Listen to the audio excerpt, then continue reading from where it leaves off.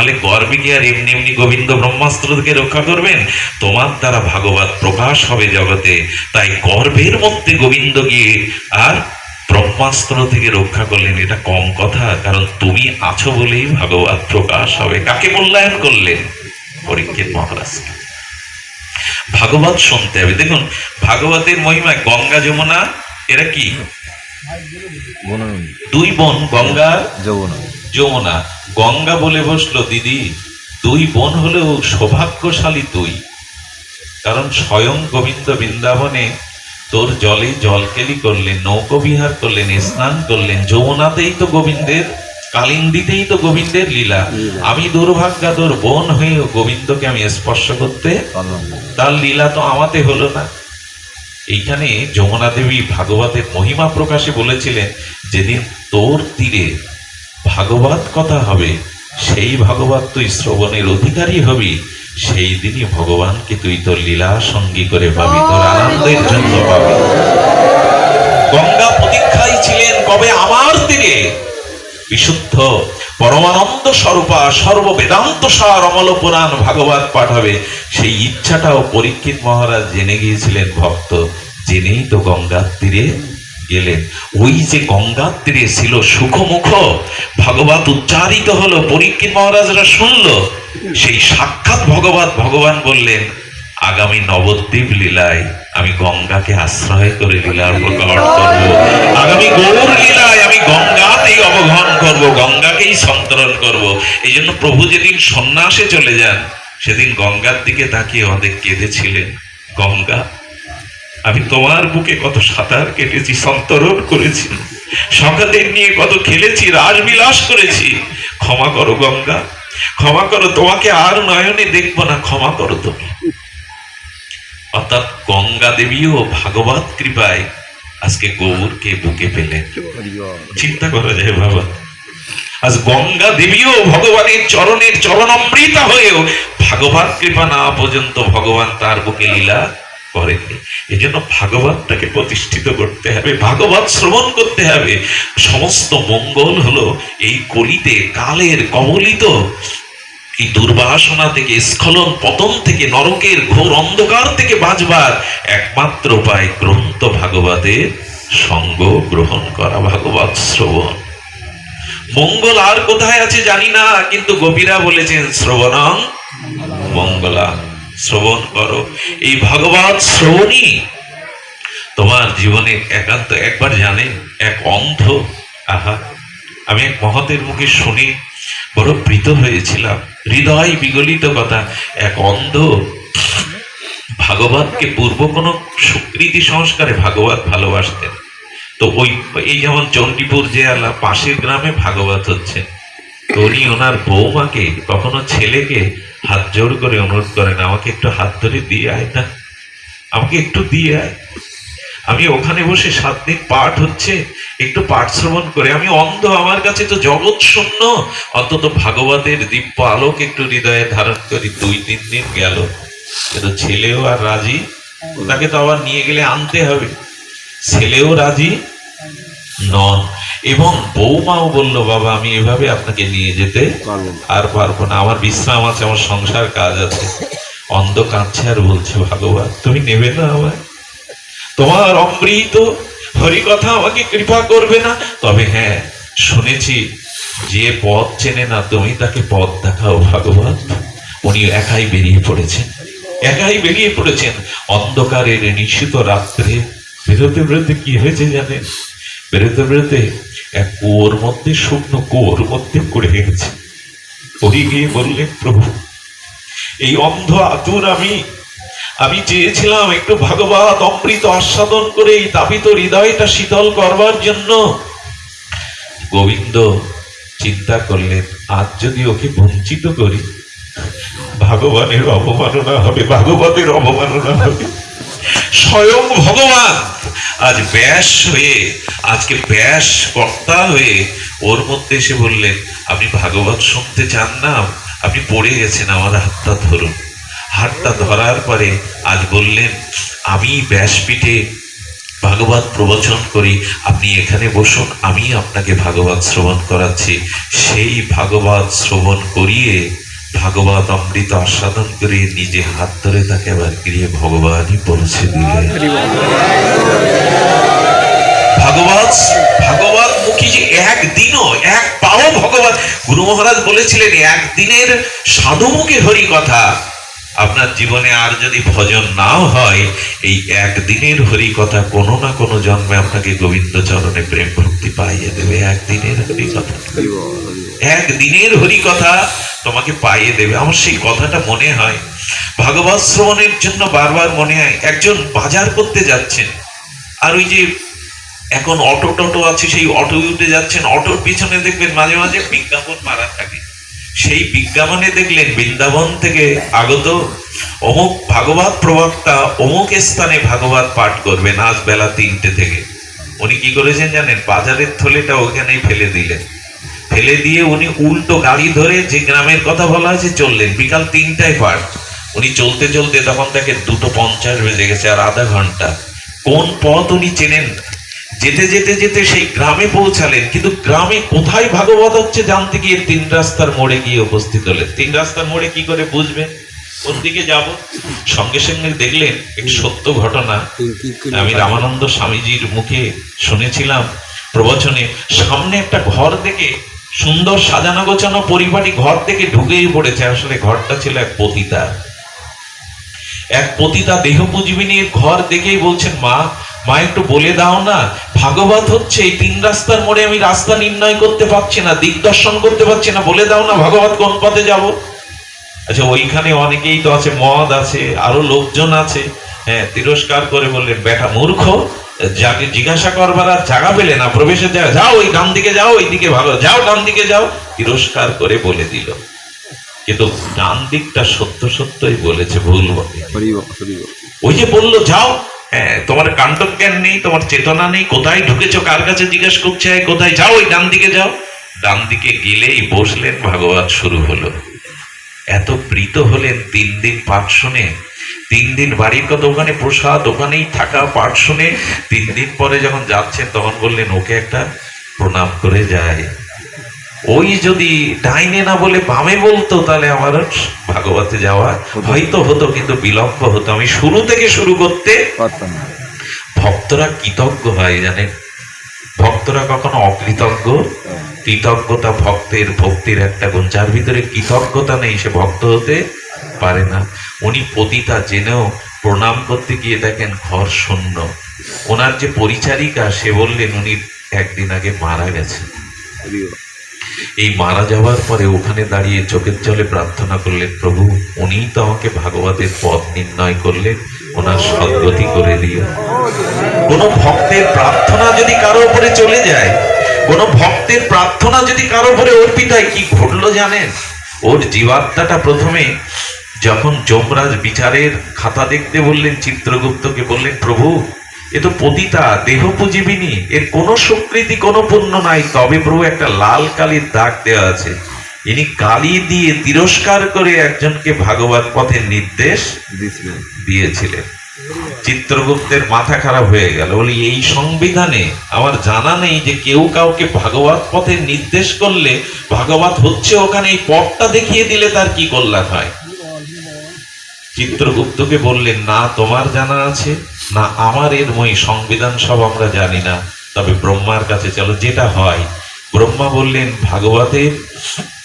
ভাগবতের পথ নির্দেশ করলে তার প্রাপ্তিটা কি, তার পুণ্যটা কি আমার জানা নেই। ভগবান শঙ্করও তাই বললেন, শঙ্করকে সাথে নিয়ে, ব্রহ্মাকে সাথে নিয়ে ব্রহ্মালোক থেকে শিবলোক, শিবলোক থেকে চিত্রগুপ্ত সহ ওর জীবাত্মাটাকে বৈকুণ্ঠে পর্যন্ত নিয়ে গিয়ে বললেন, যার ভাগবত যিনি বলেছেন তার কাছে শোনো এর ফলশ্রুতি।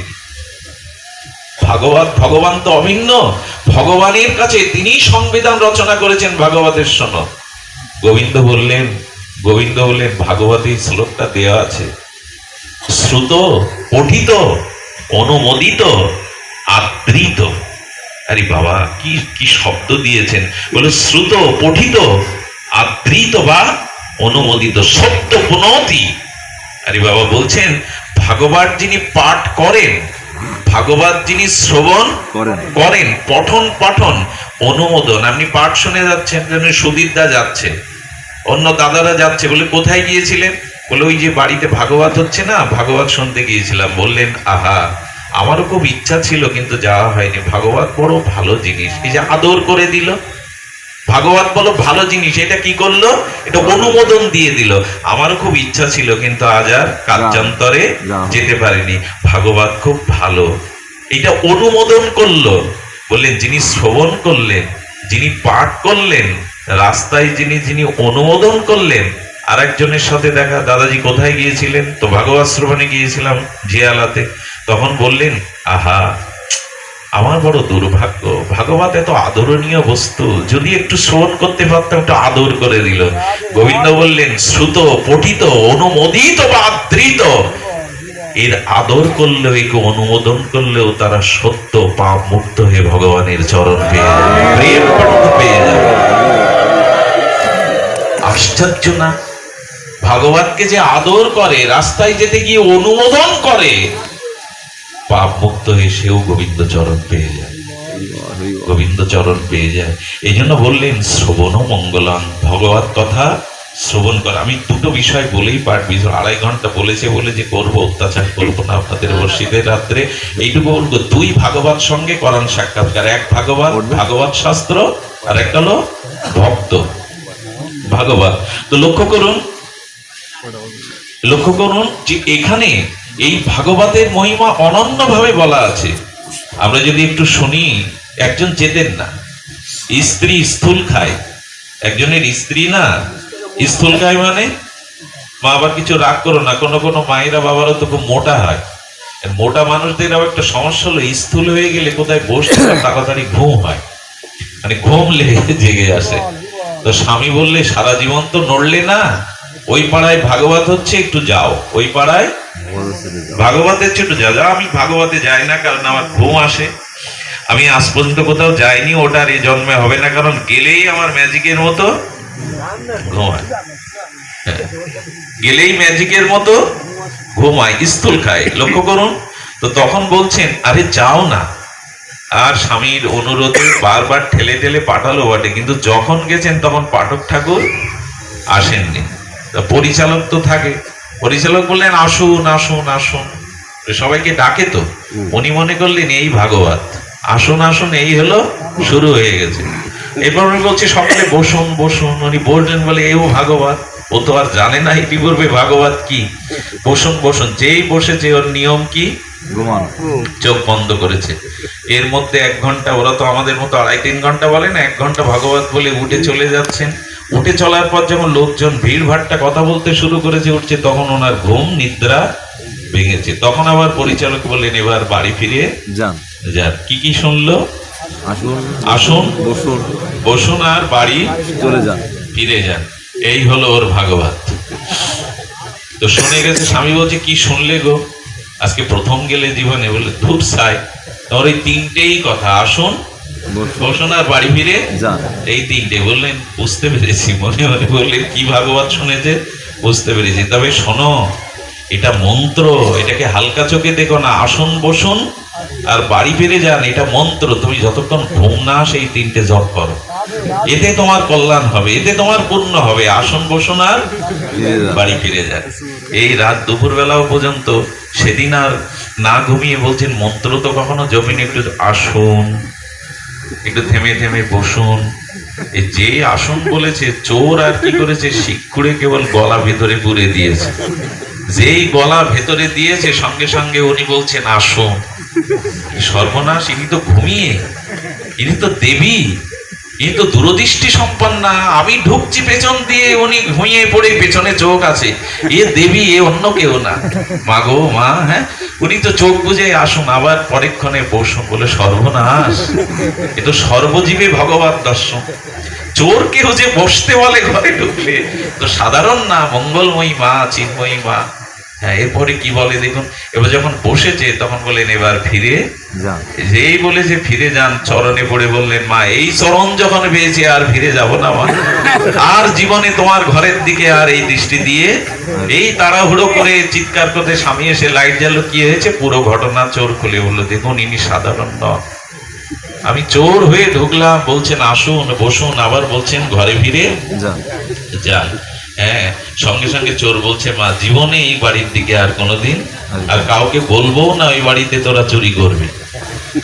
চলে যাওয়ার পর স্বামী বলল, কিছুই শোনোনি, আসুন বসুন, চলে যান শুনে যদি আর সম্পদ রক্ষা হয়, চোরের হাত থেকে গৃহ রক্ষা হয়, আদি ভাগবত শুনলে জীবনটা চুরি হয়ে যেত না, ভক্তি চুরি হয়ে যেত। এই জন্য ভাগবত শ্রবণ করতে হবে। এক ভাগবত বড় ভক্তি রস শাস্ত্র, আর ভাগবত বড় ভক্তি রস পাত্র। এইটুকু স্পর্শ করে ওকেও বসিয়ে রেখেছি। ও তো ভালো বলে, নেচে কে একেবারে হাসিয়ে আনন্দ দেয়। আমি আবার ওটা পারি না, সবার তো সব ক্ষমতা থাকে না। ও আনন্দ দেবে, কালকে পাঠকরা আপনাদের আনন্দ পাবেন। আমি বিষয়ী নরকের কীট, আমাকে তো ছুটতে হয়।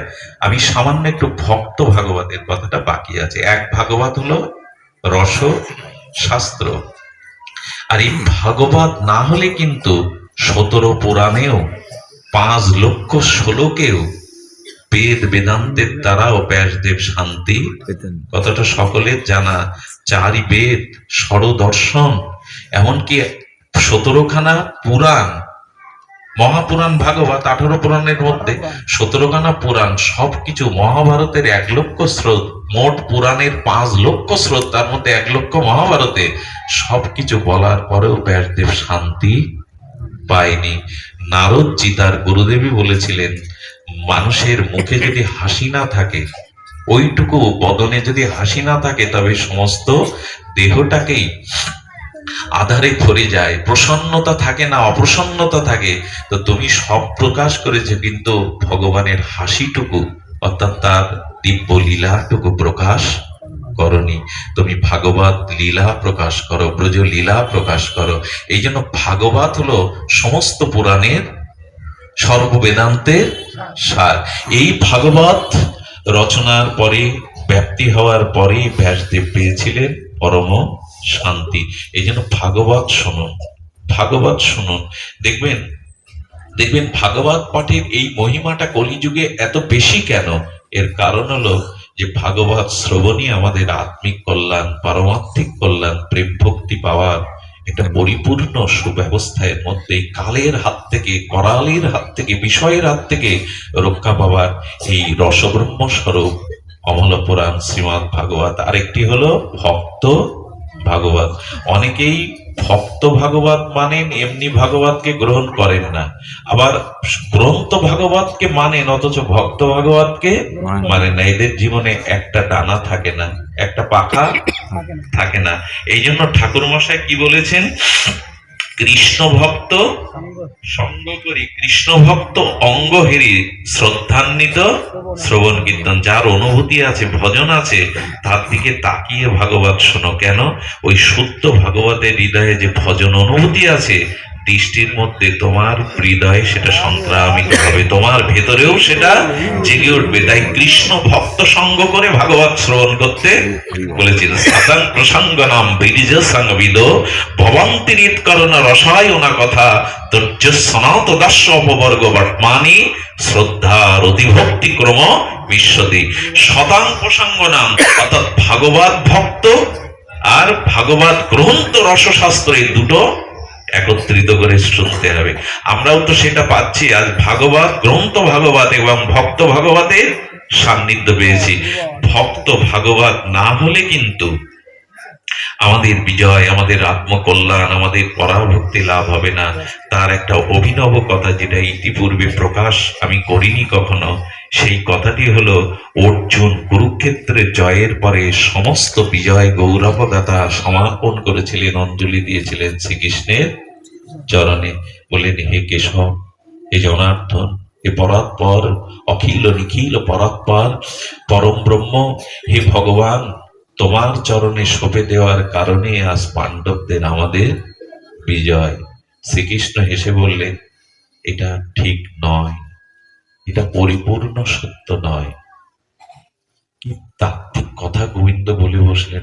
তার মানে প্রভু তোমার করুণায়, তোমার আশীর্বাদে, নাহলে এই যে রথের উপরে ভীষ্ম, দ্রোণ, এরা ব্রহ্মাস্ত্র পর্যন্ত নিক্ষেপ করেছে, কিন্তু রথটা একবারও ভেঙে পড়েনি, পুড়ে যায়নি। আমাকে অক্ষত রেখেছ। পার্থের কোনো এখানে ক্রিয়া নেই, পার্থ সারথীরই কৃপা। ভগবান বললেন ভগবানের কৃপাতে বিজয়ী হওয়া যায় না। আমি অনুরোধ করছি যারা ঘুমাচ্ছেন বা যারা এইদিকে মন নেই, কথাটা হৃদয়ে নেই, আমার বিশ্রাম কথা এটি। গোবিন্দ বললেন শুধু ভগবানের দ্বারা বিজয় হয় না, শুধু ভগবানের দ্বারা জীবনে জয়ী হওয়া যায় না। জয়ী এখানে প্রেম ভক্তি পাওয়া, নিজেকে উদ্ধার করা, এর থেকে জয়ী হওয়ার জন্য ভাগবত বা ভক্ত কৃপা প্রয়োজন। তো কুরুক্ষেত্রে ভক্ত কৃপা কোথায়? সবই তো পার্থ সারথী করলেন। বললেন অর্জুন তুমি জানো না তোমার বিজয়ের পেছনে আমি না আর একজনের কারণ আছে। সেটা হলো এই রথের নামটা হলো কপিধ্বজ রথ।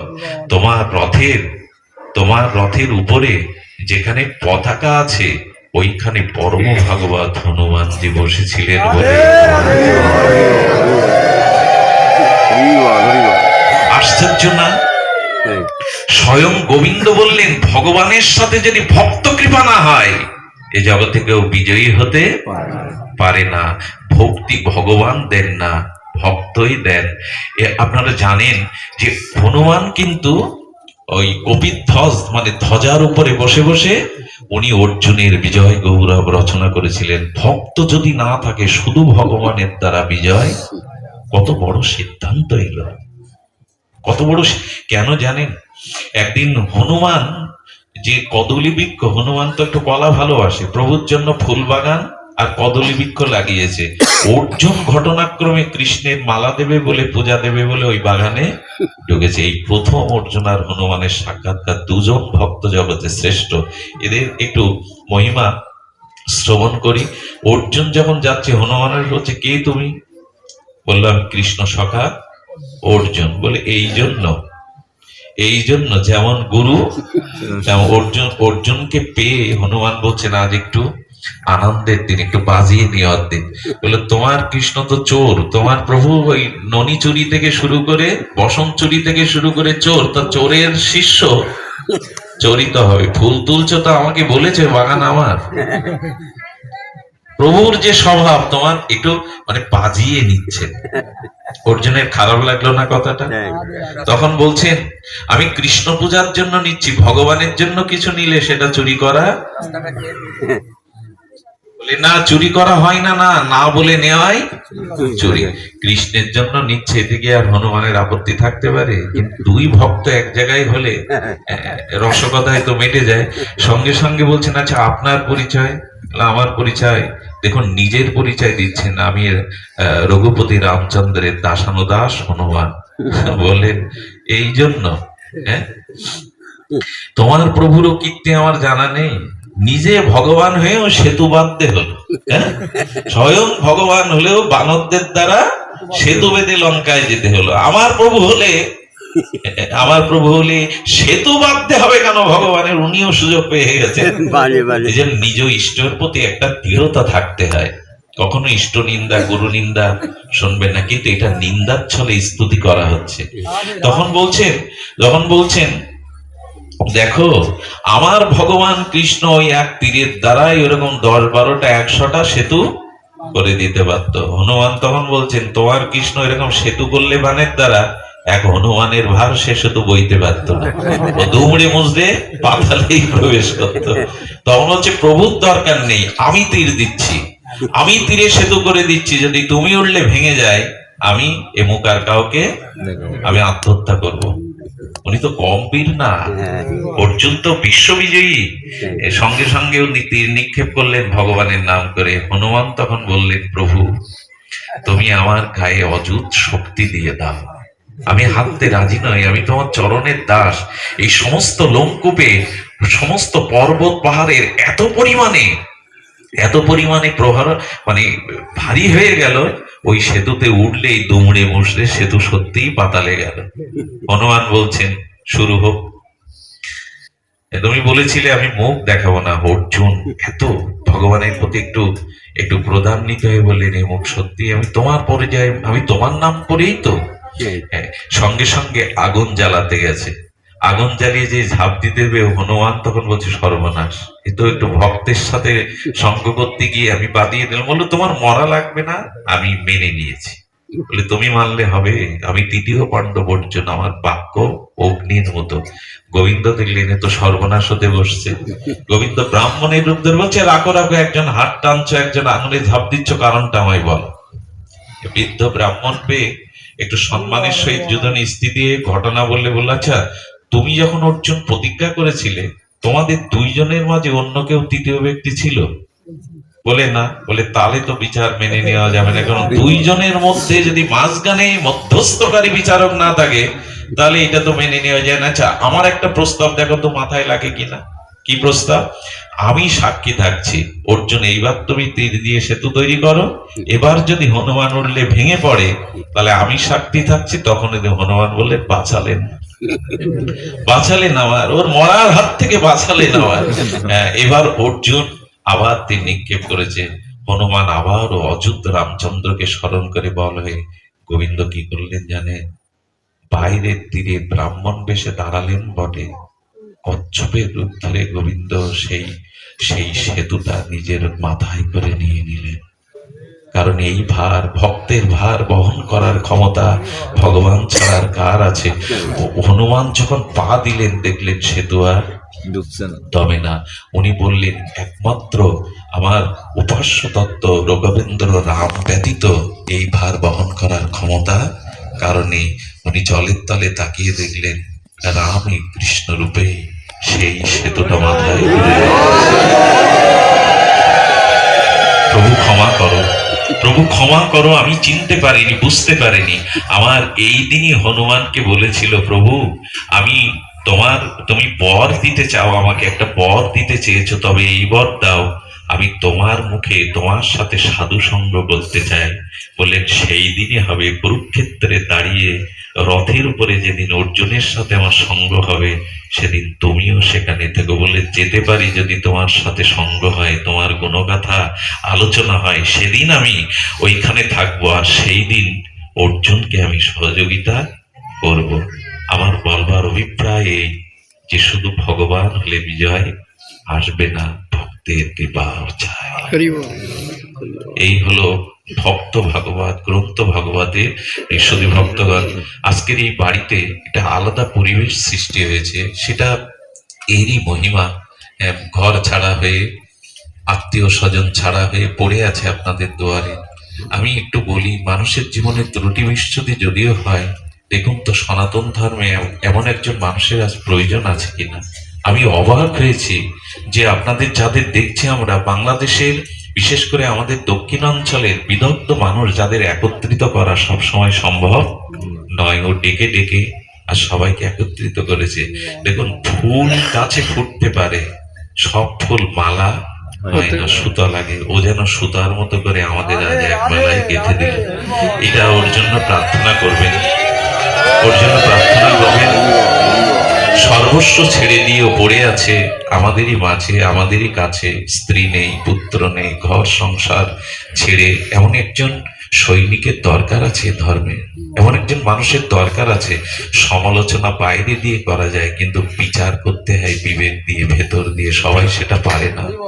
বাইরের সমালোচনা সবাই করতে পারে, কিন্তু বিচার করতে গেলে ভেতর থেকে বিচারটা করতে হয়।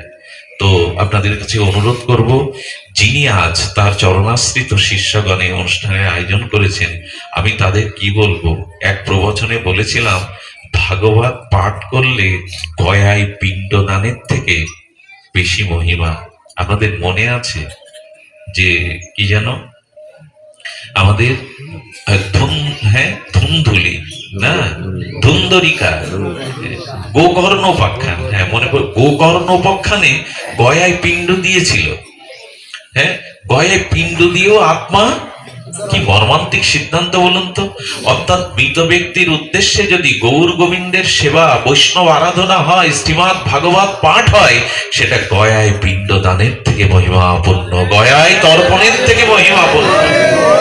গোকর্ণ উপাখ্যানে প্রথমে গয়ায় তর্পণ করলে আত্মার উদ্ধার হয়নি। এই জন্য গোকর্ণ ভাগবত পাঠে এবং ভাগবতের মহিমা শুনবেন।